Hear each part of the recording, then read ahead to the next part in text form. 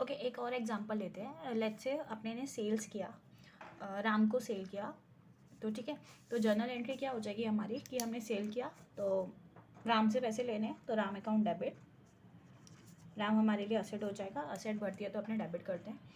Let's say अपने cell कर रहे हैं मई में, तो 1 मई 2023, ठीक है, और सेल किया तो इनकम इंक्रीज़ हुई, इनकम इंक्रीज़ होती है तो आपने क्या करते हैं उसको क्रेडिट करते हैं, तो डू सेल्स अकाउंट, ठीक है। अमाउंट है लेट्स से 5000 रुपीज़।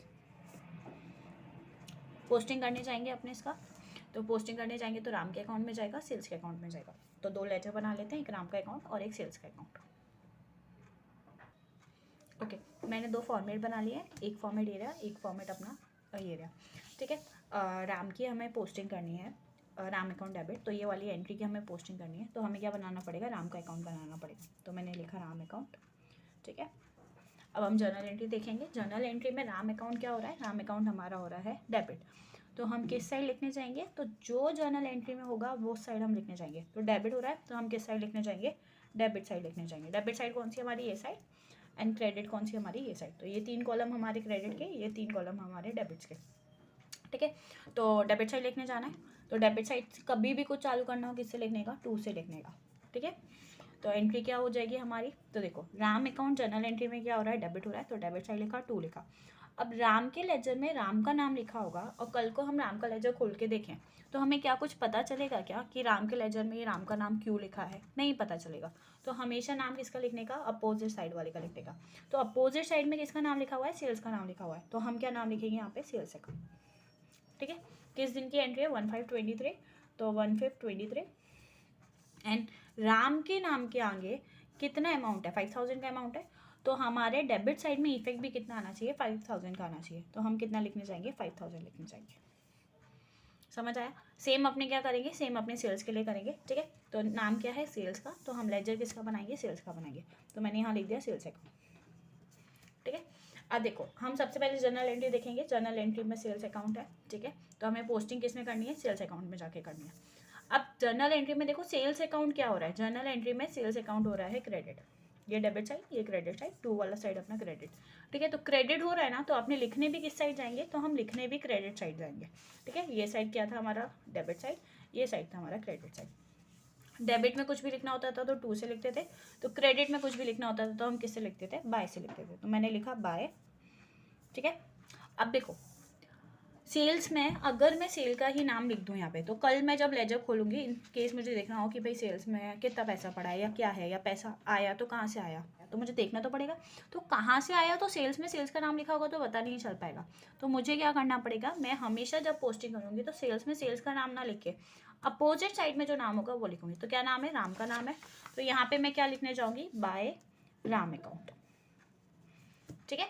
अब सेम डेट कौन सी आएगी, तो 1523 की जर्नल एंट्री है, तो अपने क्या लिखेंगे यहाँ पे डेट में भी 1523, ठीक है। सेल्स के आगे मेरा कितना अमाउंट है, सेल्स के आगे मेरा 5000 का अमाउंट है, तो मैं कितना अमाउंट लिखने वाली हूँ, तो मैं इधर लिखने वाली हूँ 5000, ठीक है। जैसे हमने ये लास्ट एंट्री में किया था ना कि भाई हमारा कैश टू कैपिटल, तो जैसे कैश टू कैपिटल का पोस्टिंग किया था सेम टू सेम, सबसे पहले साइड डिसाइड करी, फिर नेम, फिर अमाउंट एंड देन डेट। तो अभी भी हमने क्या करा, सबसे पहले साइड डिसाइड किया, राम क्या हो रहा है, डेबिट हो रहा है, तो मैंने डेबिट साइड लिखा।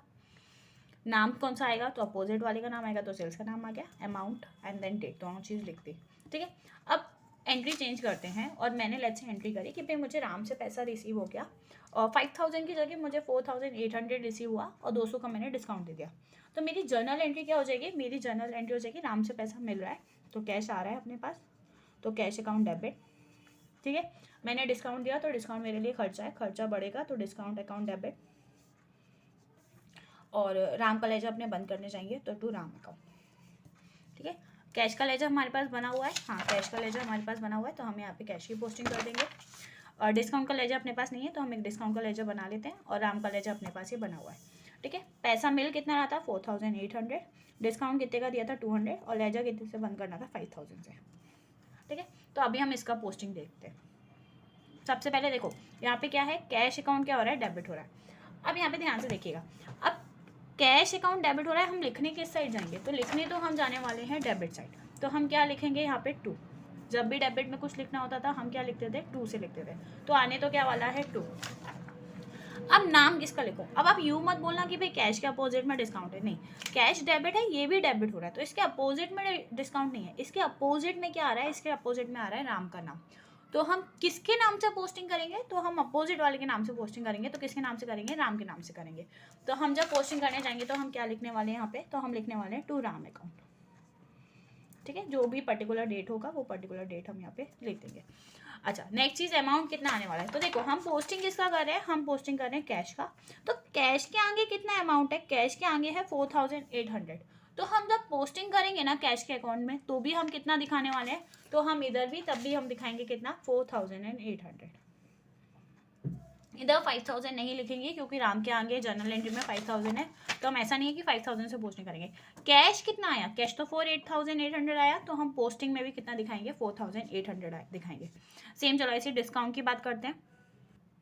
मैंने एक फॉर्मेट बना लिया नीचे में, डिस्काउंट का पोस्टिंग करने जाएंगे इसके लिए, तो ये मैंने डिस्काउंट का लेजर बना लिया, तो ये डिस्काउंट अकाउंट। अब देखिए हम किसका लेजर बना रहे हैं? हम डिस्काउंट का लेजर बना रहे हैं। हम पोस्टिंग किस में कर रहे हैं? डिस्काउंट के में कर रहे हैं। जर्नल एंट्री में डिस्काउंट आ रहा है क्या? हाँ आ रहा है।